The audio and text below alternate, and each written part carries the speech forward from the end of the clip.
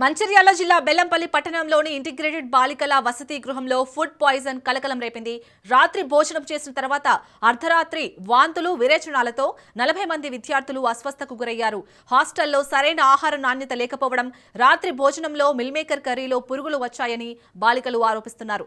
అందుబాటులో హాస్టల్ సిబ్బంది లేకపోవడంతో సమాచారంతో తల్లిదండ్రులు అక్కడికి చేరుకొని విద్యార్థులను ఆసుపత్రికి తరలించారు. హాస్టల్ సిబ్బందిపై చర్యలు తీసుకోవాలని పేరెంట్స్ డిమాండ్ చేస్తున్నారు.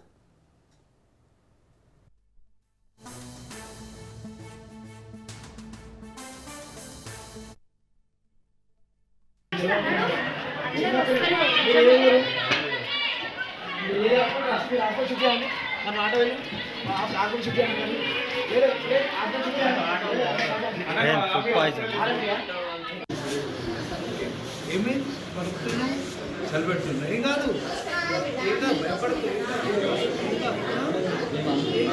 వాడే లేకుండానే ఆడే వాడే పెట్టారు. మీరు ఎంతసేపు పడుతుంది?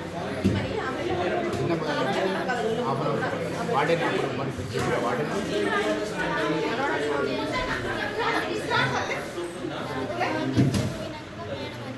ఎన్నింటికి వచ్చి 10:30 8:30 ఆ మధ్యలో అయితే 10:30కి వచ్చింది. అప్పటి వరకు ఏం చేసేది? మరి లోపలే వచ్చారు.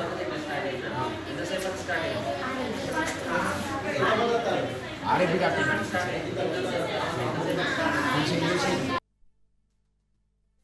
తీసి చూస్తే అందులో 5-6 పురుగులేదు. అయితే ఇక అందరూ తీసి చూసేసరికి అందరికి వెళ్ళింది. ఇది మాది అబద్ధం అంటారని మేము తినకుండానే బాక్స్లో పెట్టి వచ్చాము. అయితే మేడంని హాస్పిటల్కి 108కి కాల్ చేయండి మేడం అని చెప్తే, మేడం అన్నారు నాకు పరుగు పోతుంది అని ఆర్ఐపీ డాక్టర్ని మీకు పిలిచి చూపిస్తే వీళ్ళకి అందరికి ఒక ఇంజక్షన్ వేసి ఒక టాబ్లెట్ వేసిండు. ఆర్ఐపీ డాక్టర్ అందుబాటులో లేరు మీకు అసలు? మేడంకి 7:30కి కాల్ చేస్తే 10కి వచ్చింది.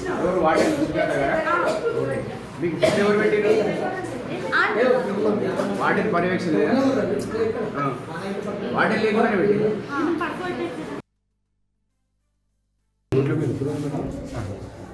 హైపర్ వెంటిలేషన్ సిండ్రోమ్ కొంచెం ఆ గూగుల్కు టెన్షన్